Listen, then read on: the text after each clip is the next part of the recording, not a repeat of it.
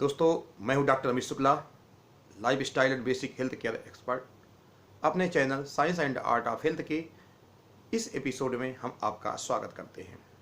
दोस्तों, आज हम एक नई चर्चा के साथ आपके साथ उपस्थित हुए हैं कि सर्पदंश स्नेक बाइट से हम कैसे बचें और किसी की जान बचाने के लिए हम क्या कर सकते हैं, इसके क्या लक्षण हैं, इस पर भी हम चर्चा करेंगे और इससे हम कैसे बच सकते हैं इसके बारे में भी हम बात करेंगे। दोस्तों, हमारे देश में करीब 50,000 लोग हर साल सर्पदंश का शिकार होते हैं और उनकी मृत्यु हो जाती है। एक बहुत बड़ी आबादी है जो गांव में रहती है और गांव के लोगों को सांपों से सामना करना पड़ता है और अज्ञानता के कारण, पूरी जानकारी न होने के कारण वो सर्पदंश का शिकार होते हैं और सही इलाज न मिल पाने के कारण उनकी मृत्यु हो जाती है। करीब 290 प्रकार की सांपों की जातियां पाई जाती हैं, जिनमें से करीब 15 जातियां जो होती हैं वो विषैली होती हैं। उनमें से करीब 4 जो भारत में पाई जाती हैं उनके कारण मृत्यु होती है और ये चारों ही विषैले हैं। इसके अलावा जितनी भी जातियां भारत में पाई जाती हैं वो विषैली नहीं होती हैं, उनमें जहर नहीं होता है और अगर उनसे स्नेक बाइट होती है तो पेशेंट की मृत्यु नहीं होती है। तो दोस्तों, जो 4 जातियां हैं सांपों की, जिनमें कि कोबरा, जिसको हम नाग भी कहते हैं, इसके अलावा करैत है और रसल वाइपर और एक 100 स्केल्ड वाइपर, ये 4 जातियों के कारण ही मौतें होती हैं और अगर इनको हम समझ लें तो सर्पदंश से होने वाली मौतों को हम रोक सकते हैं और इनसे सांपों से हम बच सकते हैं। हम सर्पदंश को कैसे बचा जाए, सांपों से कारण जो दुर्घटनाएं होती हैं उनसे कैसे बचा जाए, इसके लिए हम थोड़ा सा ध्यान रखें, थोड़ा ख्याल रखें और थोड़ी सावधानियां रखें तो हम सर्पदंश से, स्नेक बाइट से बच सकते हैं। जब हम कभी बाहर निकलें तो टॉर्च का प्रयोग करें, लॉन्ग बूट का प्रयोग करें और चैतन्य रहें। अंधेरे में जाने से बचें, अगर जरूरी हो तो टॉर्च का प्रयोग जरूर करें। इसके अलावा ऐसे स्थान जहां सांप छुप सकते हैं, जैसे कि लकड़ी का जमाव है, कहीं पे पत्थर रखे हुए हैं, ऐसे स्थानों पर सावधानी विशेष बरतनी चाहिए। और इसके अलावा जो लोग ज़मीन में सोते हैं उनमें भी सर्पदंश की घटनाएं ज़्यादा होती हैं, तो कोशिश करें कि ज़मीन में ना सोएं और कभी ऐसा हो तो मच्छरदानी का प्रयोग करें। मच्छरदानी के प्रयोग से भी हम सर्पदंश से बच सकते हैं। गांव में मच्छरदानी का प्रयोग अवश्य रूप करें और कोशिश करें कि ज़मीन में ना सोएं। इसके अलावा जो भाई खेतों में काम करते हैं, धान की खेतों में, मूंग उड़द के खेतों में, सोयाबीन के खेतों में, तो ऐसी स्थिति में भी सर्पदंश की घटनाएं हो जाती हैं, तो लकड़ी का सहारा ले सकते हैं। जब हम खेत में प्रवेश करें तो एक लकड़ी ले लें, छड़ी को हम खटखट करें जिससे कि सर्प भाग जाए।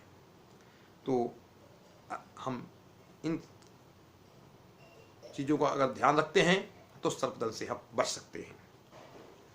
अब रही बात कि हम सर्पदंश को पहचाने कैसे कि सर्पदंश हुआ है, तो सबसे बड़ी बात है कि जो जहरीले सांप होते हैं वो अपने 2 निशान छोड़ जाते हैं। करीब 1 सेंटीमीटर की दूरी पर अगर 2 निशान हैं तो ये सर्पदंश के हो सकते हैं और इसको ध्यान देना चाहिए। इसके अलावा और भी लक्षण अगर मिल रहे हैं, जैसे कि कमजोरी लगना, आंखें ड्रॉपिंग ऑफ आई यानी आंखें ढकने लगना, और जो स्नेक बाइट का स्थान है वहाँ पर स्वेलिंग है, रेडनेस है, या छाले पड़े हुए हैं, या वहाँ पर जो चमड़ी का रंग है वो बदल गया है, डिस्कलरेशन हो गया है।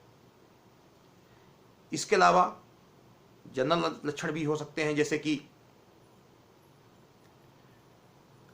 मुख का स्वाद न आना,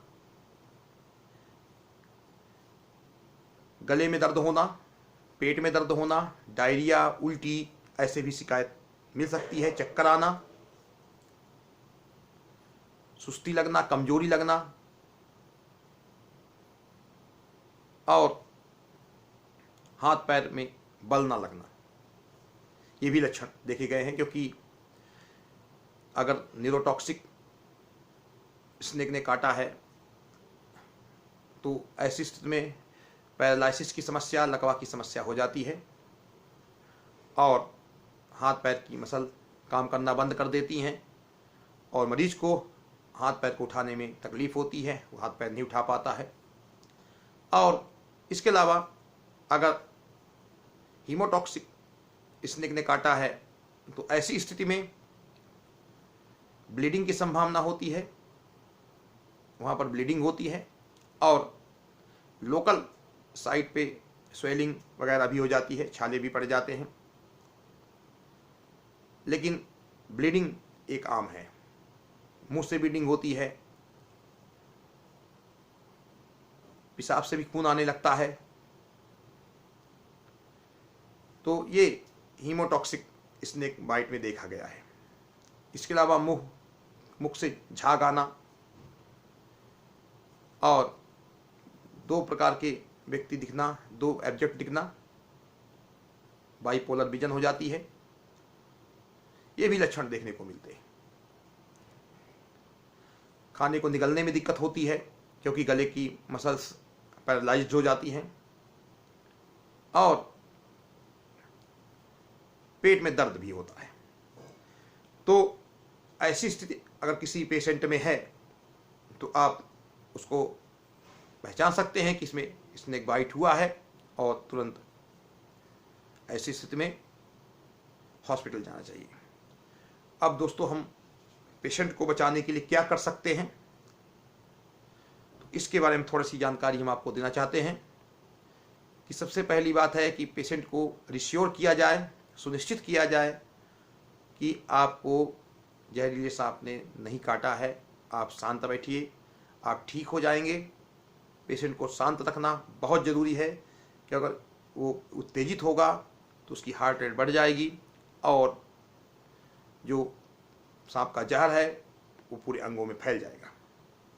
तो ये सबसे बड़ी बात है कि हम पेशेंट को बचाने के लिए पेशेंट को ये सुनिश्चित करें, रिश्योर करें कि आपको स्नेक बाइट नहीं हुआ है, आपको किसी जहरीले सांप ने नहीं काटा है, आप डरे नहीं, आप ठीक हो जाएंगे। दूसरी बात है, इसके बाद वहाँ पर किसी प्रकार का कट्स वगैरह ना लगाएं, चीरा ना लगाएं, उस स्थान को धोएं नहीं, साफ ना करें। अगर मसाज करेंगे वहाँ पर तो ब्लड फ्लो बढ़ जाएगा और पेशेंट के लिए जानलेवा हो जाएगा। इसके अलावा अगर हाथ में या उंगलियों में अंगूठी वगैरह पहने हैं तो अंगूठी निकाल दीजिए, चूड़ियाँ हैं तो उनको चूड़ियों को निकाल दीजिए, क्योंकि जब सोइलिंग होगी तो ये परेशानी क्रिएट करेंगे। तो चूड़ियाँ हैं, अंगूठी है, इसको निकाल देना चाहिए। इसके अलावा स्नेक बाइट के स्थान को चूसना भी नहीं चाहिए, क्योंकि जो इसमें वर्कर को, हेल्थ वर्कर को भी दिक्कत आ सकती है जो जान बचाने के लिए आया है, तो उसको चूसना भी नहीं चाहिए, क्योंकि इससे भी खतरा हो सकता है और समय भी बर्बाद होगा, इसका कोई लाभ भी नहीं मिलता है। इसके अलावा पेशेंट को चाय कॉफ़ी ना दें, अल्कोहल वगैरह भी ना दें, अगर कोई पीता है ऐसी कोई चीज़ खाने की ना दें, क्योंकि उल्टी की संभावना रहती है। और साथ में अगर चाय कॉफ़ी पिलाएंगे तो उसकी हार्ट रेट बढ़ जाएगी, तो ब्लड फ्लो बढ़ जाएगा और पेशेंट के लिए जानलेवा हो जाएगा। इसके अलावा आप पेशेंट के हाथ को इमोबलाइज कर सकते हैं, स्थिर कर सकते हैं। स्थिर करने के लिए आप किसी लकड़ी का सहारा ले सकते हैं और लकड़ी को आप ऐसे बांध सकते हैं, बैंड लगा के, ढीला बैंड होना चाहिए, और इस तरह से आप लकड़ी ले करके स्प्लिंटिंग कर सकते हैं ढीला, और पेशेंट के हाथ को इमोबलाइज कर दें, स्थिर कर दें, हिलाए डुलाए नहीं, और लेटाकर आप उसको एम्बुलेंस के द्वारा सिटी हॉस्पिटल जा सकते हैं जहां पर पूरी सुविधाएं हों। आपको ऐसे स्थान पे जाना है जहां पर पूरी सुविधाएं होनी चाहिए, क्योंकि उसमें वेंटिलेटर की भी ज़रूरत पड़ेगी और इमरजेंसी दवाइयों की भी ज़रूरत पड़ेगी। ट्रीटमेंट में एंटी स्नेक वेनम दिया जाता है, वो हर जगह अवेलेबल नहीं होता है, इसलिए आपको डिस्ट्रिक्ट हॉस्पिटल ही जाना है, और ऐसे प्राइवेट हॉस्पिटल में भी जा सकते हैं जहां पर ऐसी सुविधाएं हैं, जहां वेंटिलेटर की सुविधा है, एंटी स्नेक वेनम की सुविधा है। दोस्तों, स्नेक बाइट में अगर आपने समय को गंवा दिया है तो आपकी जान खतरे में पड़ सकती है। आपके पास सिर्फ 1 या 2 घंटे रहते हैं, ये गोल्डन आवर होता है, 1 घंटे को हम गोल्डन आवर बोलते हैं। अगर किसी पेशेंट को नियरेस्ट वेल इक्विप्ड हॉस्पिटल में 1 घंटे के अंदर पहुंचा दिया जाए तो उसकी जान बच सकती है। तो दोस्तों, कभी भी हमें झाड़ फूक में नहीं पड़ना है, न कभी ऐसी कोई जड़ी बूटी के चक्कर में पड़ना है, न कुछ खिलाना है जिससे कि पेशेंट की जान को खतरे में पड़ जाए और पेशेंट की मौत हो जाए।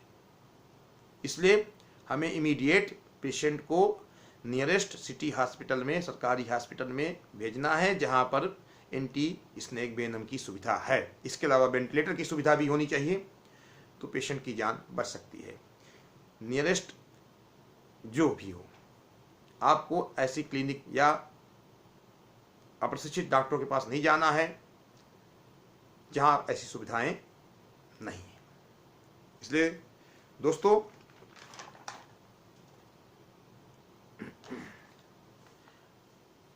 बाइट एरिया में, स्नेक बाइट के एरिया में आपको कोई कड़ी चीज भी नहीं बांधना है, इससे ब्लड फ्लो रुक जाता है और नेक्रोसिस का खतरा रहता है, क्योंकि हमें आर्टियर सप्लाई को, जो खून की सप्लाई है, उसको बाधित नहीं करना है, सिर्फ लिम्फेटिक ड्रेनेज को धीमा करना है। उससे हमें, अगर हम इमोबलाइजेशन कर देते हैं तो लिम्फेटिक ड्रेनेज कम हो जाता है। हमें आर्टियर सप्लाई को डिस्टर्ब नहीं करना है, इसलिए किसी भी कड़ी चीज से हमें हाथ को नहीं बांधना है। इसके अलावा सांप को पकड़ना भी नहीं है, उसको पकड़ने में समय बर्बाद नहीं करना है। अगर जानकारी है तो ठीक है, देख लीजिए कि सांप कौन सा है, नहीं जानकारी है तो उसको सांप को पकड़िए नहीं दूसरे लोगों को भी स्नेक बाइट हो सकती है। तो सांप को कोई पकड़ने की जरूरत नहीं है, आप सांप को छोड़ दीजिए और तुरंत पेशेंट को नियरेस्ट सिटी हॉस्पिटल में, जिला अस्पताल में ले जाइए जहां पर एंटी स्नेक वेनम की सुविधा मौजूद है और पेशेंट की जान बच जाएगी। दोस्तों, झाड़ फूक में बिल्कुल नहीं पड़ना है और जड़ी बूटियों के चक्कर में भी नहीं पड़ना है। अच्छी सुविधाएं हैं, एंटी स्नेक वेनम से अगर ट्रीटमेंट किया जाता है तो अच्छे रिजल्ट मिलते हैं। ये हमारे शरीर में जा करके स्नेक के, सांप के जहर को न्यूट्रलाइज कर देता है। इसलिए अगर आप समय रहते एंटी स्नेक वेनम पेशेंट को मिल जाए तो पेशेंट की जान बच सकती है। दोस्तों, आज हमने स्नेक बाइट पर एक जानकारी आप तक साझा की। अगर आपको ये जानकारी अच्छी लगी, आपकी जान को इसने बढ़ाया, तो इसको लाइक करें, शेयर करें और चैनल को सब्सक्राइब करें, जिससे ज़्यादा से ज़्यादा लोगों तक ये जानकारी पहुँचे और अधिक से अधिक लोग इसका फ़ायदा उठाएं। दोस्तों, चैनल देखने के लिए बहुत बहुत धन्यवाद।